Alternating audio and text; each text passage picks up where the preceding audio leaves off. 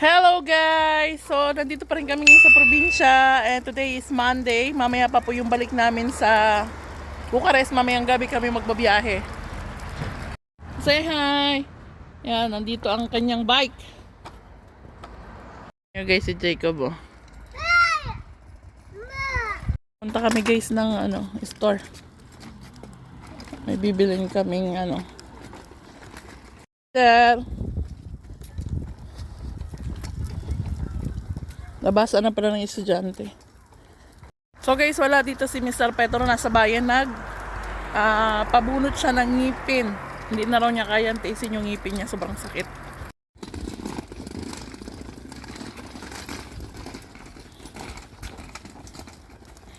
Alam na ni Jacob kung saan ilalagay yung niya. It's okay like that. Hi there. Daniel.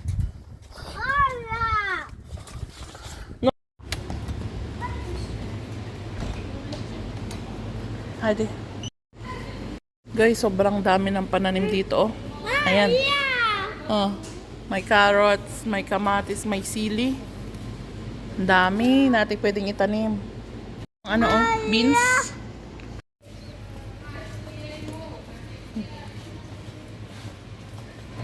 Umili kami ng pagmerienda nila. Hi guys! So, nandito po kami sa ilalim ng pine tree. Walang bata. Kasi maganda yung... Daniel na! Maganda yung weather. Pinalabas ko sila. Medyo mahangin siya guys, pero okay yung weather. Yung pine tree, oh. Tapos, kainin nila... Ay! Yung hotdog. Kumakain na sila ng dona, oh. Daniel, oh.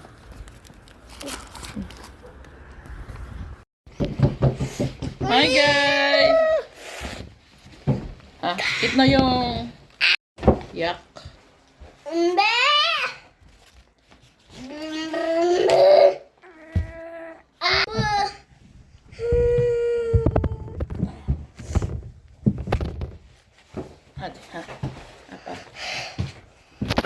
guys! Yung binibili ko sa mga bata o yung tinapay na niluluto. Nilalagyan ng hotdog sa loob ba?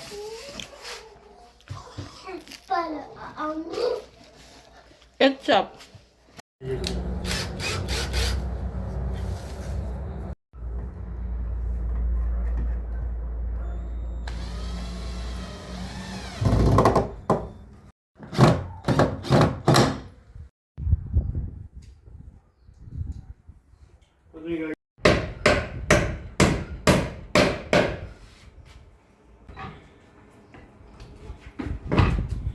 Tignan nyo guys yung namin, ayan yung ginawa ng project ni Mr. Petro.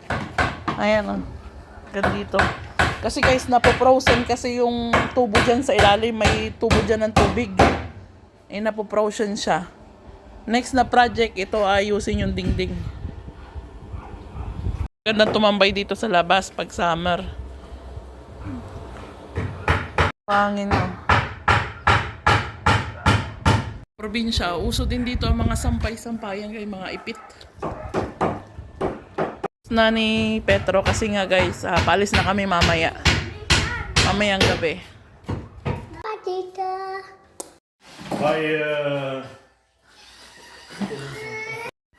Na naman siya, taranta na naman si Mr. Petro kasi nagagayak na kami ng para mamaya alis na lang kami.